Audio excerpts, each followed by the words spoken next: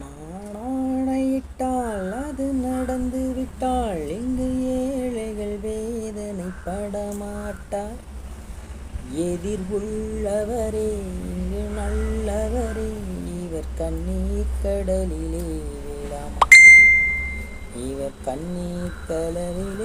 விடமாட்டார். ஒரு தவறு செய்தாள் அதை தெரிந்து செய்தாள், அவன் தேவன் என்றாலும் விடமாட்டேன்.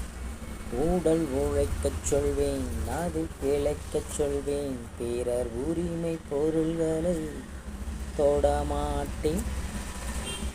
பின்பு காந்தி வந்தார், பின்பு இயேசு வந்தார், இவர் திருந்தவில்லை, அவர் வருந்தவில்லை, இவர் கண்ணீர் கடலிலே விழமாட்டார். இங்கு ஆசைக்கும் பியாருக்கும்